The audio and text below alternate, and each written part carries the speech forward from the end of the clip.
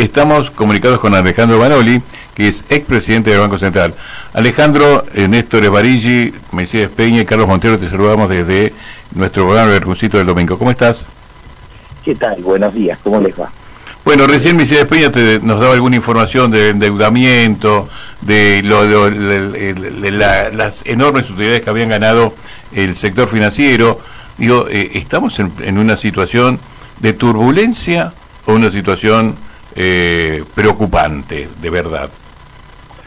Mira, yo creo que estamos en una situación muy compleja que no se puede ni tildar de turbulencia, ni mucho menos, como hizo el presidente, decir que ya había pasado. Creo que estamos en una situación crítica, con graves desequilibrios, un déficit fiscal que creó este gobierno, bajando impuestos y retenciones, una federal déficit del balance de pagos por esta apertura importadora que está afectando la economía real, un gran endeudamiento, una inflación que se acelera y se espiraliza y va a llegar al torno al 30%, una recesión que hoy está quebrando la cadena de pagos y con una fuerte caída del salario real. Creo que esta situación con estas políticas neoliberales ciertamente las provocó y las agravó este gobierno, y a mí me preocupa mucho, y creo que también a todos los argentinos que masivamente se movilizaron anteayer, es que el diagnóstico que hace el gobierno, que creo que es la salida que verdaderamente el gobierno quiere tomar para impulsar su agenda del FMI, es parte del problema y no parte de la solución. Vos cuando decís esto, digo, uno ve que el gobierno no solamente insiste con los hombres que nos llevaron a esta situación, sino que había hablado de gradualismo y ahora parecería que ahora va a profundizar esta política. ¿Las consecuencias van a ser más graves o este intento de política de shock va a mejorar nuestra posición? Sí. Mira, por cierto que ahora el intento de ajuste fiscal, desde mi punto de vista, va a agravar la situación. Este gobierno hizo algún gradualismo fiscal a medias, pero hizo un shock tarifario, un shock devaluatorio y un shock de caída del salario muy importante. Ahora, pretender que el ajuste fiscal, más allá de las consideraciones sociales que sin duda uno tiene que tener en cuenta en estos temas, pretender que esto es la solución.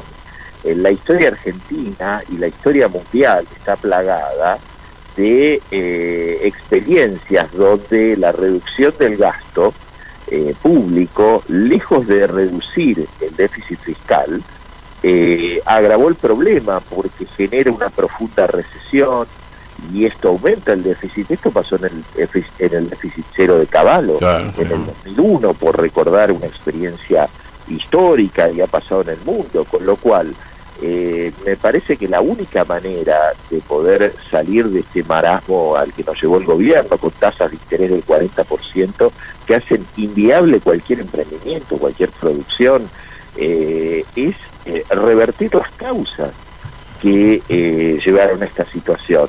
O sea, no es el ajuste, es un problema de dólares, es un problema del sector externo que tiene que ver con un gobierno que renunció a que los grandes exportadores tengan la obligación, como ocurría hasta 2015, de traer los dólares al país. Ahora le permitió a partir del 2016 que los exportadores no trajeran las divisas y nos llenamos de dólares prestados, de dólares de la especulación financiera, que luego de ganar tasas en dólares altísimas con la LEVAC y otros instrumentos, hoy estamos, como bien decía Mercedes, en una fuga de capitales récord y que se puede profundizar. Entonces me parece que si no desandamos este modelo de especulación y valorización financiera, si no desandamos esta apertura importadora que está haciendo que todos los días estas suspensiones y cierre de empresas, no vamos a frenar ese drenaje, ¿no? Vamos a frenar el drenaje de dólares que estamos sufriendo precisamente por implementar un modelo neoliberal. Cuando vos hablas de desandar, por ejemplo, unas cosas que habría que desandar sería haber eliminado las retenciones. o el haber disminuido el impuesto a los bienes personales. Pero apenas se insinúa eso, el periodismo disciplinado sale a decir, no, el campo no, porque el campo no puede soportar esta situación. Y el gobierno de marcha atrás, a una tenue insinuación que podía ocurrir una cosa así. Digo, es imposible revertir estas cosas en el marco de este gobierno, me parece. Bueno, creo que, bueno, porque ciertamente si hay una coherencia dentro de la fenomenal incoherencia técnica y conceptual que tiene este gobierno, sí tiene una coherencia de beneficiar a determinados sectores concentrados del agro, la minería, el petróleo, fundamentalmente el sector financiero, que han sido los grandes ganadores de este modelo. Pero a ver, nunca ha ocurrido. Las retenciones, la primera vez se introducen en el gobierno de Onganía, en la época de Krieger Bacena, que era el ministro, genera una fenomenal devaluación y un ajuste, y claro, cuando hay una devaluación, que es un premio para los sectores exportadores, una parte, digamos, la compensa con las retenciones. No ha pasado nunca lo que pasó en el gobierno de Macri, que tienen doble premio los grandes sectores concentrados exportadores, la devaluación y encima la baja de las retenciones, sí, cuando a todo el pueblo se le está pidiendo enormes sacrificios. Entonces ahí, por supuesto, desde el punto de vista económico es un disparate. Ahora se entiende desde el punto de vista de que acá claramente hay sectores que se están beneficiando con estas políticas que son ruinosas para el 90% del pueblo argentino. Ahora, Alejandro, ¿cómo te va? Felicidades. No es una casualidad, ¿no?, que esté Sturzenegger, hombre del equipo de Domingo Felipe Cavallo, que días, el mes pasado reapareciera Cavallo en las previas del acuerdo con el FMI, digamos, esto, la historia vuelve a repetirse, ¿no?, por un lado. Y la segunda parte de la pregunta, en 20 días vuelve a haber un vencimiento. ¿Qué va a hacer el Banco Central? Digamos, la única herramienta, vos como expresidente del Banco Central, la única herramienta que hay es subir las tasas para contener a los inversores de la especulación financiera. Bueno, coincido en la primera parte plenamente, ¿no? Me parece que hay una coherencia y una continuidad histórica entre el primer modelo neoliberal de Martínez de Oz y la dictadura, el segundo de los 90, y la experiencia macrista, donde gran parte del elenco del establishment y del gobierno de Macri han estado en los 90, han estado con Menem y de la Rúa, y digamos de alguna manera han sido los continuadores, incluso muchos familiares de quienes implementaron el neoliberalismo con la dictadura militar.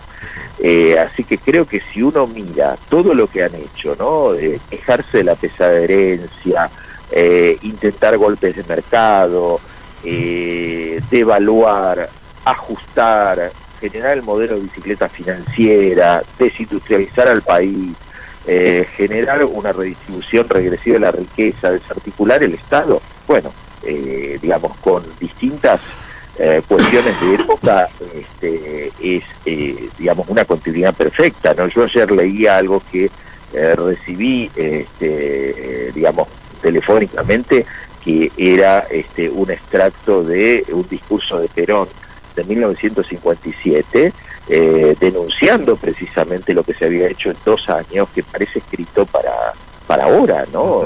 Precisamente cómo habían desordenado toda la economía y la sociedad, ¿no?, de 1955 a 1957, y creo que es lo que los argentinos lentamente, en algunos casos, se están empezando a dar cuenta en este momento, ¿no? ¿Y ahora cómo sigue? La segunda parte de la pregunta, digamos. Bueno, y ahora, vinculando con la pregunta, a ver, yo creo que el gobierno tiene herramientas en un corto plazo para evitar que haya problemas con la licitación del EVAD. Ahora, el precio que se ha pagado por esto, o sea, por el hecho de retener a una parte de los inversores, garantizándole por un tiempito que el tipo de cambio va a quedar quietito, a 25, y con una fenomenal tasa de usura del 40%, no es sostenible en el mediano plazo. O sea, estas tasas de interés están arruinando, como yo decía, la economía real. O sea, una pyme que hoy trata de financiarse vendiendo un cheque al 60-70%, con los tarifazos, con un mercado interno achicado por un salario real que se está devaluando fenomenalmente, esto no es sostenible, y esto lo saben todos, ¿no? Pero vuelvo al tema del fondo, por esta situación a la que llegamos ocurre porque los propios inversores, que en la bicicleta financiera durante 2 años ganaron tasas de usura, se han dado cuenta de que el riesgo es altísimo. Entonces esta convocatoria del FMI es un reconocimiento de que a la Argentina se le cortó el crédito, más allá de algún amigo al que se le pide que por un mes se quede y cubrir una licitación. Pero el gobierno agravó todos los problemas que tenía y creó problemas nuevos como esta fenomenal recesión. Entonces, el Fondo Monetario Internacional creo que expresa este fracaso, creo que implica implementar políticas que van a agravar más las cosas, que la recepción de dinero que habrá que ver cuándo, cómo y en qué condiciones, si no se revierten los desequilibrios estructurales, es plata por un lado, sale por el otro, y en el medio la economía real está desfalleciente, con lo cual creo que si el gobierno, como ha pasado históricamente, insiste con el ajuste, insiste con el fondo, en todo el mundo se ha probado que es un fracaso, ¿no? Yo creo que un ejemplo para ver muy de cerca es el caso de Grecia, un país que lleva 6 años de acuerdo con el fondo, en una situación de recesión y de pérdida de derechos fenomenal. Creo que si verdaderamente la sociedad no defiende sus derechos, y retomando lo que escuchaba cuando me pusieron al aire, ¿no? Verdaderamente, si no podemos construir una alternativa de unidad, pero que implique un programa político, económico y social claramente diferenciado de un modelo inviable, realmente vamos a tener problemas muy serios. Alejandro, yo cuando escuchaba, yo siempre digo esta época cuando se escriba la historia de estos días, ¿no? De quiénes han sido los que han perdido, los que han ganado, digo, va a ser increíble. Las medidas que se han tomado para beneficiar a determinados sectores fueron incomparables. Y yo recuerdo que vos tuviste algo que ver en la historia de la última dictadura, de cómo los grupos empresarios participaron y se beneficiaron. Un grupo, un equipo, estaba vinculado a vos, se tomó esa tarea. Digo, cuando se escriba la historia de estos tiempos, va a ser similar a lo que ocurrió en la dictadura, más allá que el origen de este gobierno ha sido democrático, ¿no? Digo, va a ser para varios tomos este libro.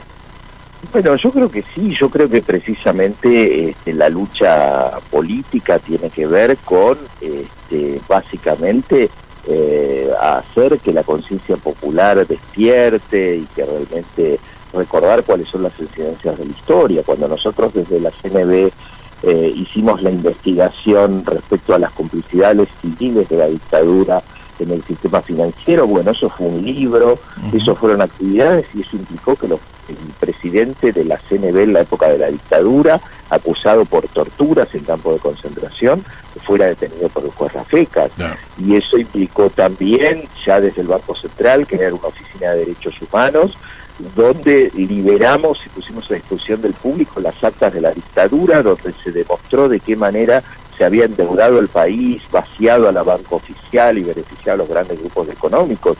Y no era solamente algo testimonial histórico, sino que lamentablemente fue un doloroso anticipo de lo que después vino con otra cara desde el 2016, donde se repiten las políticas, se repiten los beneficiarios. Entonces, bueno, creo que poder entender básicamente cuáles son los nexos entre los grupos transnacionales, los grupos financieros, aún en democracia hoy. Pues eso, más allá del origen de la dictadura anterior y de esto de ser democrático, las políticas benefician a los mismos sectores. Exactamente, y creo que si no cortamos el nudo, y me parece que del 2003 al 2015 avanzamos mucho, pero faltó, y creo que hay mucho para debatir respecto a eso. Si verdaderamente no le damos a la sociedad una alternativa que cambie profundamente la estructura económica y social y que vaya contra los privilegios verdaderos y que vaya contra precisamente los sectores económicos que han intentado desestabilizar con éxito en algunos casos, en algunos gobiernos, con el caso del gobierno anterior no lo lograron, más allá de digamos, de cómo contribuyeron junto a los buitres externos a generar un clima terrorífico, cuando hasta el propio gobierno actual tuvo que reconocer que la Argentina en el 2015 era un país que crecía, un país donde bajaba la inflación, más allá de todos los problemas que había, de los errores y de todo lo que faltaba. No, pero eso no fue así. Pero eso no fue así, pero María Eugenia dijo que no, que en realidad el presidente mintió, que no era cierto eso. Que fue a pedir plata. Que miente siempre, ¿no? La última, Alejandro, ¿qué sentís cuando aplica el dólar futuro este gobierno? Bueno, mira, en primer lugar, creo que es un reconocimiento de que todas las operaciones que en su momento hicieron para desestabilizar, para lograr despido del Banco Central, si es que yo no estaba dispuesto a renunciar, como lo hice convencido de que la devaluación y la valorización financiera iba a llevar al país al desastre, y que yo no iba a convalidar eso con mi presencia. Bueno, creo que es un reconocimiento muy tardío, de que lo que hicimos en el 2015 para evitar una devaluación y las denuncias de lo que iba a pasar si se liberaban todas las restricciones de golpe, si se devaluaba, bueno, es una confirmación de que todo lo que dijimos en su momento y lo que hicimos para evitar esa catástrofe estaba en lo cierto. Lamentablemente una parte de nuestro pueblo en su momento creyó cosas increíbles, ¿no? Como que los precios estaban a 15, que una devaluación no iba a impactar en la inflación. Y bueno, lamentablemente lo hicieron tarde, porque este gobierno perdió 10.000 millones de dólares en reserva, perdió otros 10.000 millones en fuga de capitales, y si hubieran operado en futuros anteriormente, que es un contrato de tasa de interés en pesos, que no implica perder reservas, nos hubiéramos ahorrado esta fenomenal fuga de divisas, donde algunos vivos salieron a 20, por ahí algunos otros vivos entraron a 25, y en el medio la gente tiene los sueldos devaluados y el país está en una preocupación. Esperemos que también lo escuchen los jueces, esto que están tratando el tema de cómo trataron las cosas en una oportunidad y cómo la miran ahora. Alejandro, te agradecemos muchísimo la comunicación, estamos pasado de hora, muy importante tu aporte para que nuestros oyentes estén informados de lo que está pasando. Un abrazo. No, gracias a ustedes y hasta siempre. Un abrazo. Abrazo.